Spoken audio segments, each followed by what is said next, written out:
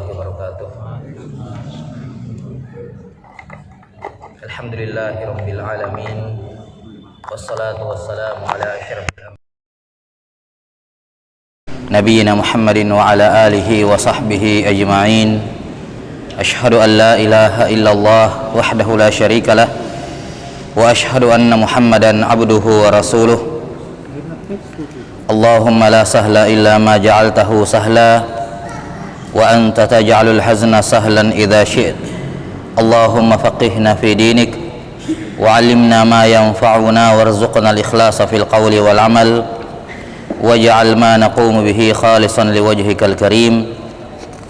Allahumma ighfir lana wa liwalidayna wa limasyayikhina wa li'a'immatil muslimina wa lil muslimina wa lil muslimat wal hadirin wal hadirat.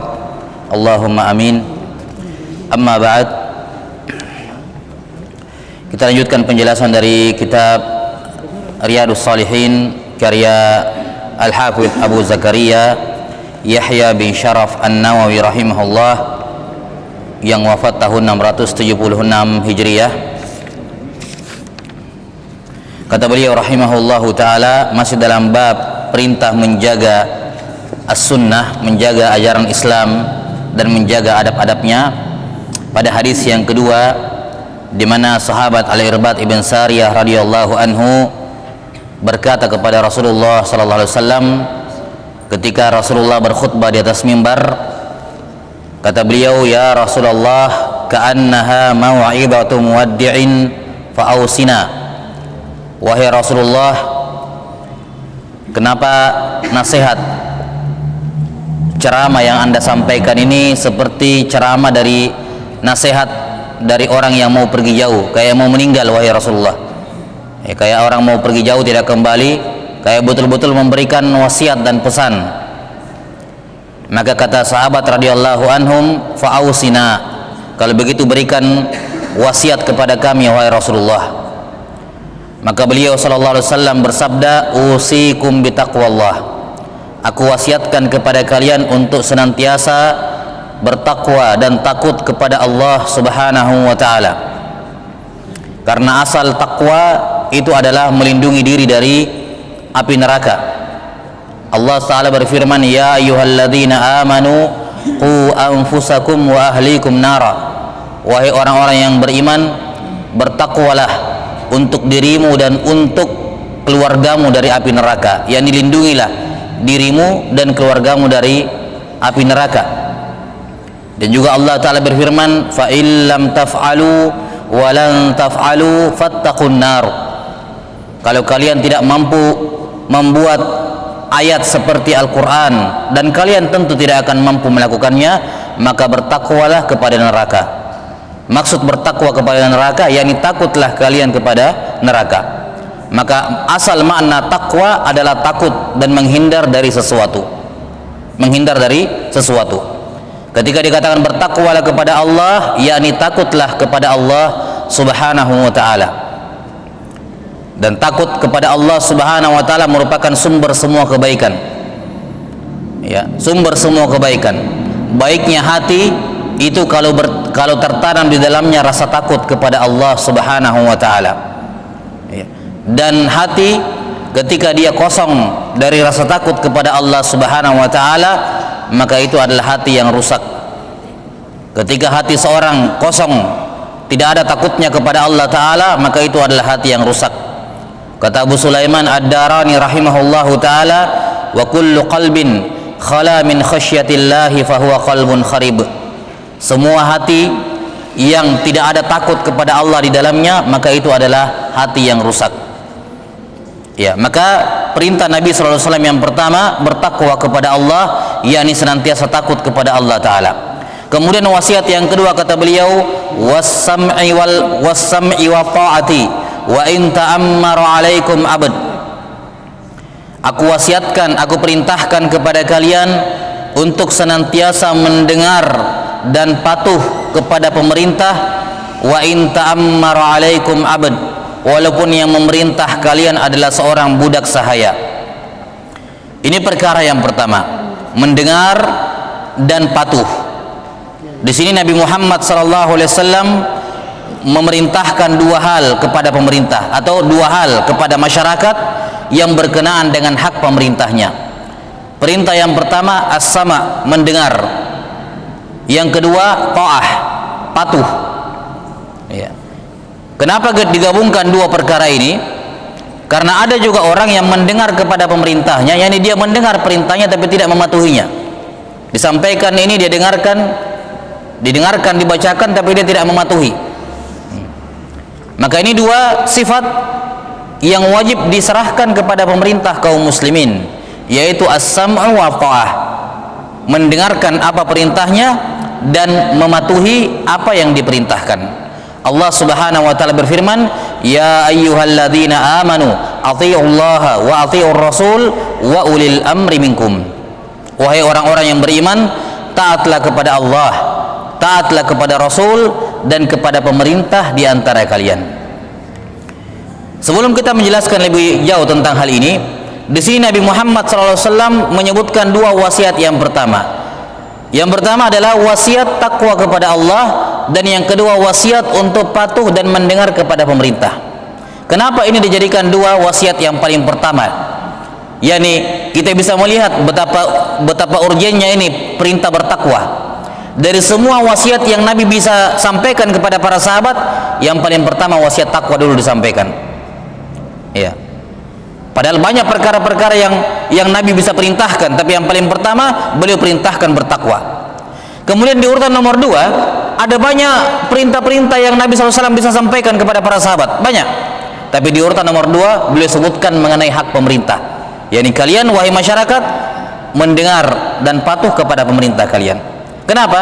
Karena dua perkara ini merupakan kunci keselamatan hidup di dunia dan di akhirat. Bertaat kepada Allah Ta'ala, bertakwa kepada Allah adalah kunci hablum minallah. Hubungan seorang hamba dengan Allah Ta'ala kuncinya adalah takwa. Sementara baiknya hubungan sesama manusia itu kuncinya pada apa? Ketaatan kepada pemerintah. Hablum minan nas. Ya, hablum minan nas. Yani siapa yang mencegah terjadinya hukum rimba di tengah masyarakat? Siapa yang bisa mencegah yang kuat memangsa yang lemah? Pemerintah. Ya. Pemerintah yang membuat hukum dan mengatur, yang memiliki kekuatan dan kekuasaan.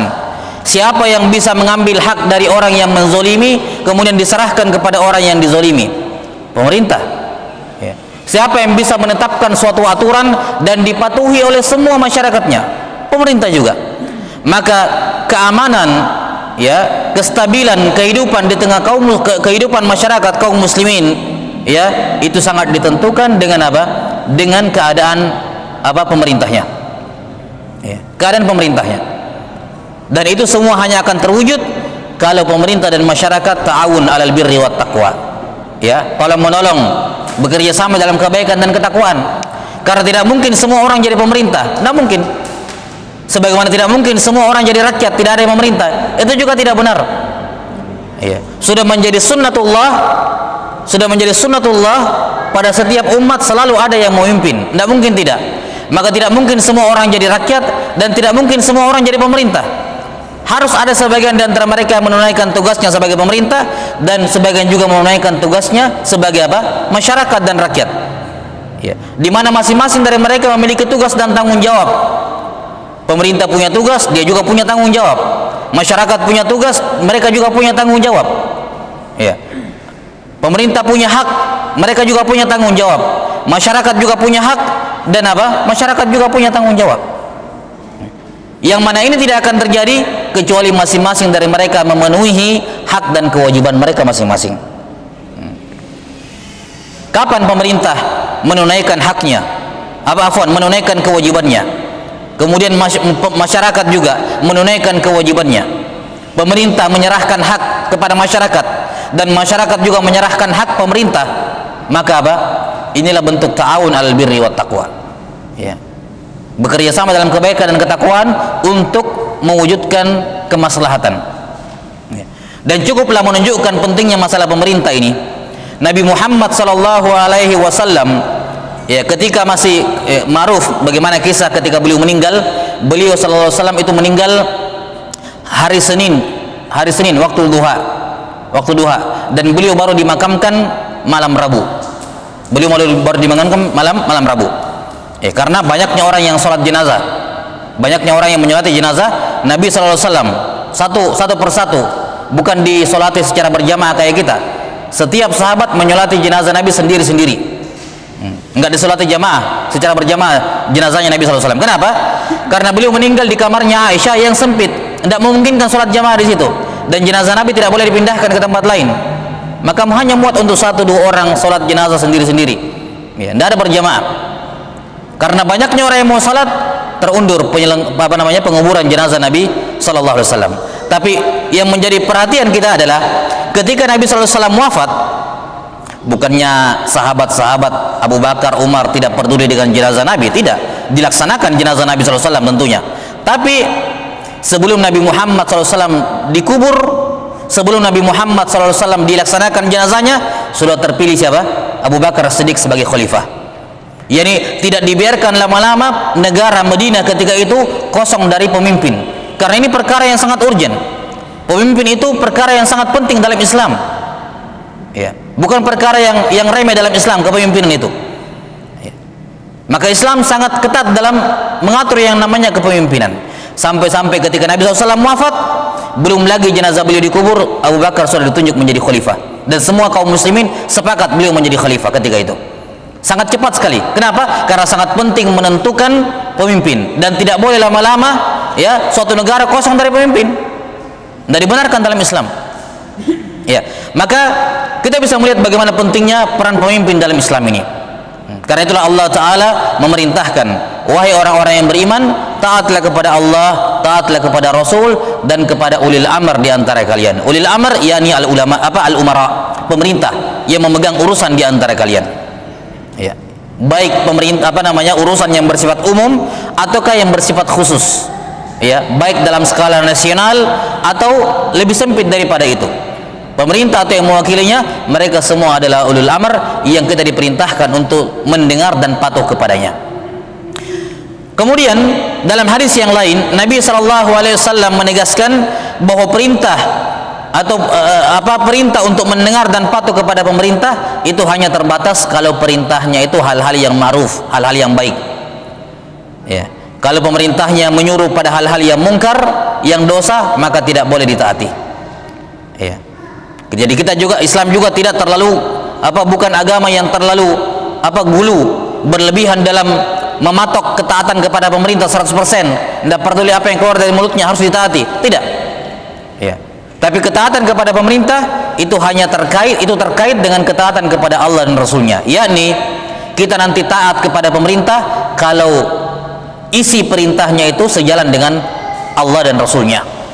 Tapi kalau tidak, maka tidak ada ketaatan. Kata Nabi Muhammad SAW, "Idza amara bima'siyatin fala sam'a wala ta'ah."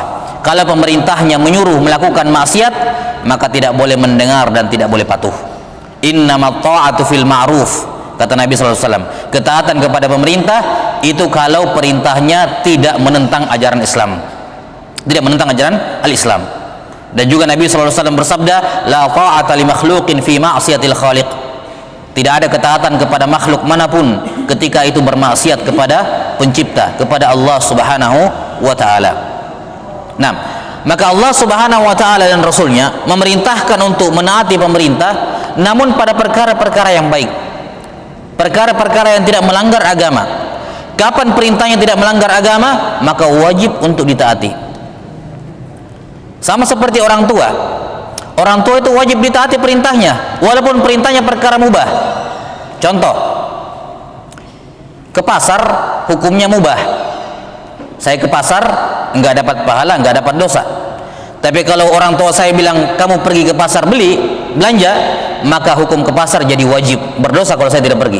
Kenapa? Orang tua yang suruh, dan diperintahkan untuk taat kepada orang tua. Jadi selama perintahnya orang tua itu bukan melanggar agama, hukumnya jadi wajib. Hukumnya jadi wajib. Walaupun mungkin bertentangan dengan sebagian syariat-syariat, tapi derajatnya masih di bawah daripada orang tua.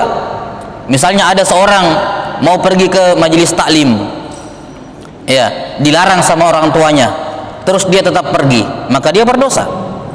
Dia berdosa. Kenapa? Karena menghadiri majelis taklim itu sunnah, sementara menaati orang tua itu fardu ain. Fardu ain jelas lebih tinggi derajatnya dibandingkan sunnah. Maka ini hal yang penting diperhatikan, bahwa perintah Allah itu bertingkat-tingkat, ya, bertingkat-tingkat. Kecuali kalau orang tua mengatakan tidak boleh belajar agama sama sekali, ini baru tidak boleh ditaati. Karena orang belajar agama kan banyak sarananya, tidak mesti di majelis taklim. Ya, kalau dia bilang orang tua silakan kamu belajar agama, tapi malam ini jangan dulu pergi, bantu dulu saya di sini di rumah, ada pekerjaan, jangan dulu pergi majelis taklim. Maka di sini wajib dia mendengarkan orang tuanya, berdosa kalau dia pergi. Kenapa? Karena sekarang orang tuanya lagi butuh dan fardu ain hukumnya. Maka semua perintah orang tua, walaupun hukum asalnya mubah, sekedar disuruh pergi ke pasar, sekedar disuruh angkatkan air, hukumnya wajib kalau orang tua yang bilang. Sama seperti pemerintah, walaupun isi perintahnya pemerintah itu sifatnya mubah, tapi kalau keluar dari pemerintah itu hukumnya jadi wajib, karena Allah memerintahkan. Perintah taat kepada pemerintah selama bukan pada perkara-perkara yang mungkar. Ya. Kalau pemerintah misalnya memberikan edaran misalnya kerja bakti setiap pekan misalnya, maka itu jadi wajib, kalau dengan catatan kalau sifatnya mengikat. Tapi kalau sifatnya opsional tentunya tidak. Ini silakan iya, silakan juga tidak, berarti tidak bersifat mengikat. Tapi kalau sifatnya mengikat, maka itu hukumnya wajib selama bukan maksiat, selama tidak melanggar perintah Allah Ta'ala dan Rasulnya. Nah, maka kita kembali kepada masalah ini. Ya, kata Nabi SAW, wasiat atau nasihat yang kedua adalah mendengar dan patuh pada pemerintah, walaupun yang menjadi pemerintah kalian seorang budak. Perhatikan, Nabi SAW membawakan contoh kasus yang tidak terjadi di zaman itu dan tidak mungkin terjadi di zaman itu. Yaitu apa? Apa hal yang tidak mungkin terjadi? Ada budak menjadi pemerintah, itu mustahil, tidak mungkin. Di zaman itu tidak mungkin ada budak yang bisa jadi pemerintah, tidak mungkin. Dan secara syariat Islam pun tidak boleh budak menjadi pemerintah, tidak boleh. Budak itu tidak memiliki dirinya sendiri, maka tidak mungkin dia bisa menguasai urusan orang lain.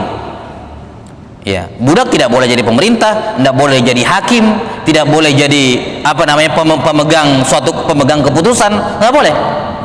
Apalagi mengurus negara. Tidak syah budak sebagai pemerintah, sebagai pemegang kekuasaan, pemegang keputusan, tidak syah. Ya. Tapi kata Nabi SAW, seandainya terjadi ada budak yang menjadi pemerintah, penguasa karena kekuatannya, misalnya budaknya berkumpul semua kemudian mengambil misal melakukan revolusi dengan semua budak yang jumlahnya banyak dan berhasil merebut pemerintahan misalnya, kalaupun itu terjadi kalian harus taat. Kalaupun itu terjadi, kata Nabi SAW. Di zaman itu tidak mungkin itu terjadi. Di zaman Nabi SAW itu tidak mungkin terjadi. Kata beliau, seandainya pun terjadi, kalian wajib mendengar dan patuh kepadanya. Kenapa? Kenapa wajib mendengar dan patuh?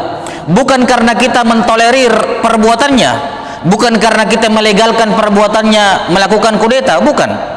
Kita tetap diperintahkan mendengar dan patuh kepada pemerintah yang budak itu dikarenakan dia punya kekuasaan dan kekuatan. Yani kalau coba macam-macam akan terjadi pertumpahan darah. Dia saja merebut kekuasaan dengan pertumpahan darah. Mau diganggu lagi, berapa nyawa kaum muslimin yang akan melayang. Akan terjadi perang saudara di tengah-tengah kaum muslimin. Dan itu semua keburukan yang Islam mencegah terjadinya. Ya. Yani mudarat dipimpin oleh dia itu mudarat betul. Dipimpin oleh seorang budak itu mudarat. Mudarat dalam agama. Tapi mudaratnya kalau mau dibandingkan dengan perang saudara, terbunuhnya ratusan atau ribuan kaum muslimin gara-gara perang, lebih berat mana mudaratnya? Ya kan? Lebih berat mudaratnya ribuan ratusan orang kaum muslimin terbunuh. Ya.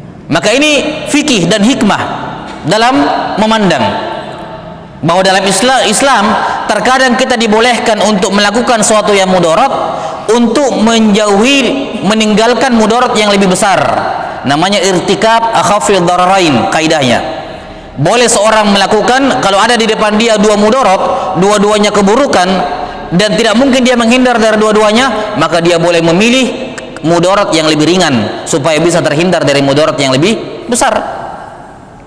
Nabi SAW ketika melihat orang Arab Badui kencing dalam masjid, sahabat sudah ramai-ramai mengusir, tapi Nabi mengatakan la tuzhimu atau la tuzrimu, jangan kalian usir dia, biarkan dia selesai kencing dulu. Setelah selesai kencing baru beliau panggil, baru diajari baik-baik. Masjid bukan tempatnya untuk hal seperti itu. Ya. Di sini Nabi sallallahu alaihi wasallam membiarkan kemungkaran terjadi. Yani membiarkan orang ini kencing dalam masjid itu mudarat. Kenapa? Beliau terpaksa mengambil mudarat, menempuh mudarat itu, membiarkan kemungkaran itu terjadi untuk menghindari kemungkaran yang lebih besar. Untuk menghindari mudarat yang lebih besar, yaitu seandainya dia sedang kencing tadi kemudian dihardik, diusir, maka apa yang terjadi? Kencingnya akan pindah kemana-mana. Tadinya cuma di satu titik, gampang disiram. Ini gara-gara diusir kabur, kencingnya jadi pindah kemana-mana. Belum lagi kena ke pakaiannya, kena ke tubuhnya, dia melanggar larangan, ya. Atau kalau yang lebih parah, kalau dia tahan, bisa jadi penyakit bagi dirinya. Atau yang disebutkan oleh para ulama, yakni ada banyak kemungkaran-kemungkaran yang bisa dicegah dengan cara jangan mengusir dia, jangan menghentikan dia kencing di masjid. Ya. Ini yang namanya hikmah. Bahwa ketika seorang taat kepada pemerintah yang zalim, ya, ketika ada pemerintah jelas-jelas dia zalim, menzalimi masyarakatnya, rakyatnya, mengambil harta masyarakat, memukul masyarakatnya, ya. 6. Mengkriminalisasi ulama misalnya. Nabi SAW sudah sebutkan dalam riwayat Muslim, isma' wa ati' wa in daraba dhahraka wa akhadha malak. Mendengar dan patuhlah kepada pemerintah walaupun dia memukul punggungmu dan mengambil hartamu. Korupsi. Kenapa? Kalau ada yang bertanya, kenapa kita harus taat kepada pemerintah yang zalim? Dia mengambil harta kita, dia menzalimi kita. Kenapa kita harus taat kepadanya? Iya. Kata para ulama mengatakan bahwa kita taat kepadanya bukan karena mentolerir perbuatannya. Perbuatan dia mungkar kita wajib ingkari. Ya, namun kita taat kepadanya untuk mencegah mudarat yang lebih besar. Yani apa yang mau terjadi kalau mau bentrok terus menerus? Ya, akan berakhir dengan perang saudara sama kaum muslimin.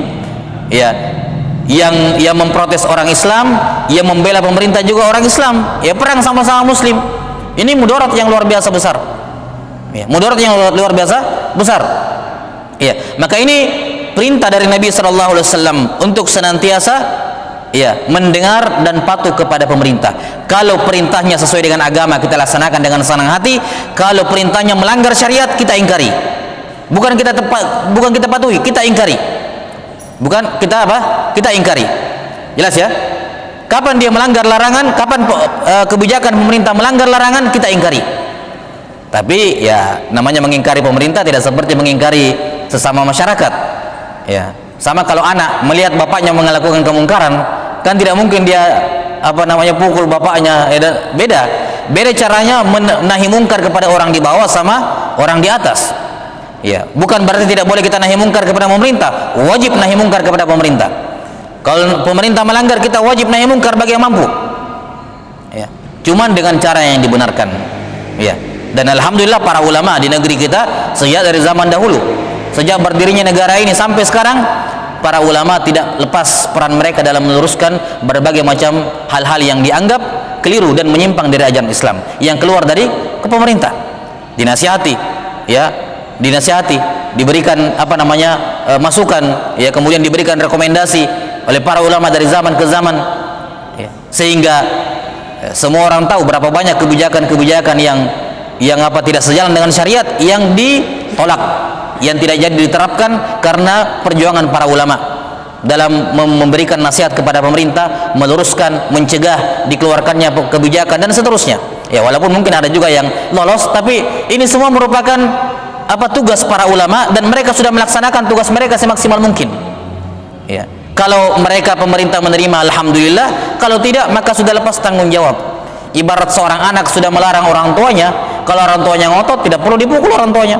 Anaknya sudah lepas tanggung jawab karena derajat dia lebih di bawah dibandingkan yang mau dilarang. Ya. Maka ini fikih dalam amar ma'ruf dan nahi mungkar yang berkenaan dengan pemerintah, dan tentunya ini pembahasannya cukup luas. Ya. Jadi nasihat yang kedua dari Nabi sallallahu alaihi wasallam adalah mendengar dan patuh kepada pemerintah, yakni selama pada hal-hal yang baik. Kalau hal-hal yang buruk maka tidak boleh didengar, tidak boleh ditaati, bahkan wajib untuk diingkari.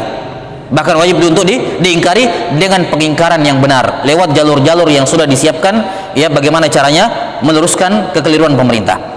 Kemudian kata Nabi sallallahu alaihi wasallam pada nasihat yang ketiga, wa innahu man ya'ish minkum fasayara ikhtilafan katsira fa 'alaikum bi sunnati wa sunnatil khulafa'ir rasyidin al mahdiyyin addu 'alaiha bin nawajidh. Kata Nabi sallallahu alaihi wasallam pada nasihat yang ketiga, sesungguhnya siapa di antara kalian yang masih hidup sepeninggalku, saya sudah meninggal dan kalian masih ada yang hidup, maka yang masih hidup itu akan melihat perselisihan yang sangat banyak. Wa sadaqa Rasulullah sallallahu alaihi wasallam. Ya, betul apa yang beliau sabdakan betul-betul terjadi. Ini tanda kenabian Nabi sallallahu alaihi wasallam bahwa tidaklah perselisihan di tengah umat terjadi kecuali setelah meninggalnya Rasulullah sallallahu alaihi wasallam. Kata beliau, siapa di antara kalian yang masih hidup sepeninggalku, dia akan melihat perselisihan yang sangat banyak. Ikhtilafan katsira. Iya. Ikhtilaf. Perselisihan. Ikhtilaf yang dimaksud di sini mencakup umum. Ya. Mencakup umum. Yani berlaku umum, semua bentuk ikhtilaf. Semua bentuk apa? Ikhtilaf. Yani di zaman Nabi Muhammad SAW juga sudah ada ikhtilaf, yani perbedaan pandangan ada. Ya, tapi bukan sifatnya prinsipil, sifatnya ibadah saja, masalah furu' fikhiyah, masalah fikih. Ikhtilaf seperti ini sudah ada di zaman Nabi SAW. Ya. Ketika sedang safar, ada sebagian sahabat yang tidak berpuasa, sebagian lain berpuasa, dan tidak ada yang saling mencela.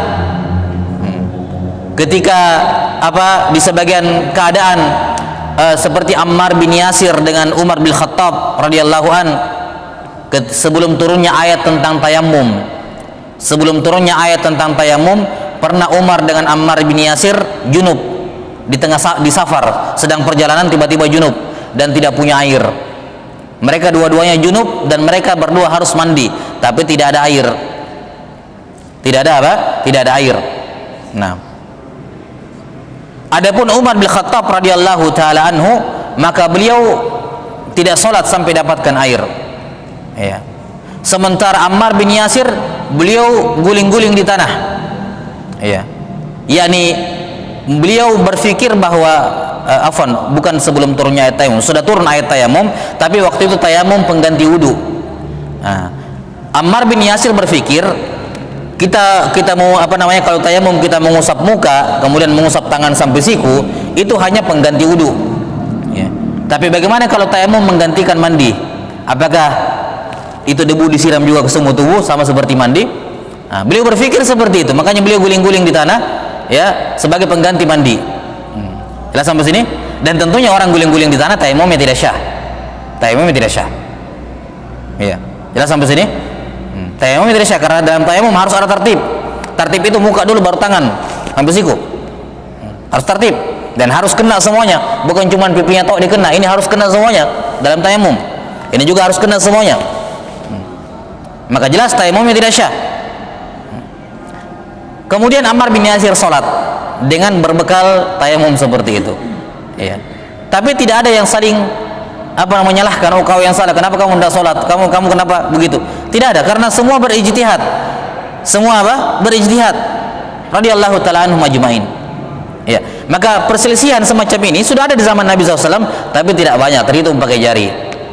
Dan kebanyakan perselisihan itu ketika sampai ke telinga Nabi SAW selesai diredam oleh Nabi SAW, jadi tidak melebar kemana-mana. Ya. Sehingga relatif lebih sedikit dan lebih aman. Nah, tapi ketika Nabi SAW meninggal, perselisihan ini bertambah banyak jenisnya, ya, dan bertambah luas dampaknya. Dan tidak ada Nabi SAW yang menenangkan, yang meredam. Ya. Maka kata Nabi SAW, siapa di antara kalian yang masih hidup sepeninggalku, dia akan melihat perselisihan yang sangat banyak. Nah, yakni baik perselisihan dalam masalah yang sifatnya tidak prinsipil seperti masalah ibadah, masalah fikih, ataukah perselisihan yang sifatnya prinsipil yang sudah melibatkan perbedaan keyakinan dan akidah. Kalian akan melihat hal seperti itu. Di zamannya Utsman bin Affan radhiyallahu an muncul orang-orang Khawarij. Ya. 6. Beliau adalah khalifah pertama yang terbunuh. Yani Umar bin Khattab adalah khalifah pertama yang terbunuh Ya, tapi dibunuh oleh orang kafir. Adapun Utsman bin Affan, beliau dibunuh oleh orang-orang Islam sendiri, orang-orang Khawarij. Muncul di zamannya Ali bin Abi Thalib radhiyallahu anhu, muncul Syiah Rafidhah, ya, yang diantara keyakinan ekstrim mereka mempertuhankan Ali bin Abi Thalib. Ya. Kemudian setelah itu di zaman-zaman para sahabat muncul bid'ah Qadariyah yang mengatakan bahwa sebelum maksiat terjadi Allah tidak tahu. Nanti sudah terjadi maksiat baru Allah tahu. Tidak ada takdir dalam masalah maksiat. Ini orang-orang Qadariyah. Ya. Kemudian muncul orang-orang apa? Yang datang setelahnya, orang-orang Mu'tazilah. Orang-orang Mu'tazilah yang mengatakan bahwa orang yang melakukan dosa besar itu tidak muslim, keluar dari Islam. Tapi juga tidak kafir. Dia di antara status muslim dan kafir. Ya. Tapi kalau di neraka, kekal dalam neraka. Jadi mereka mengkafirkan pelaku dosa besar secara umum. Ya. Muncul kemudian apa? Perbedaan-perbedaan dalam akidah yang sifatnya prinsipil, yang sudah melibatkan akidah, sudah menyelisih akidahnya Nabi dan para sahabat. Ini semua ikhtilaf yang terjadi. Ya. Yang Nabi SAW sudah kabarkan bahwa umat Islam akan terpecah menjadi 73 kelompok, 73 golongan. Ya. Maka ini mutlak dan pasti terjadi dan sudah terjadi. Ya. Nabi SAW mengabarkan hal tersebut, bahwa hati-hati kalian, sepeninggal saya kalian akan melihat perselisihan yang sangat banyak. Ya, tapi alhamdulillah Nabi SAW sudah menyebutkan solusinya dari jauh-jauh hari. Kata beliau, kalau kalian melihat perselisihan seperti itu, solusinya mudah. Ya, mudah diucapkan tapi susah diterapkan. Kata beliau, solusinya adalah hendaknya kalian berpegang teguh kepada sunnahku dan sunnah keempat khalifah. Nah, apa yang dimaksud berpegang teguh kepada sunnah Nabi dan sunnah 4 khalifah, insyaallah taala kita akan jelaskan pada pertemuan berikutnya. Wallahu taala alam bisawab. Nasallallahu taala yu'allimana mimma yanfa'una wa ayyanfa'ana bima 'allamana, innahu waliyyu dzalika wal qadiru alaih. Subhanakallahumma bihamdik, asyhadu an la ilaha illa anta astaghfiruka wa atubu ilaik. Sallallahu ala nabiyyina Muhammadin wa ala alihi wa sahbihi wasallam. Assalamualaikum warahmatullahi wabarakatuh.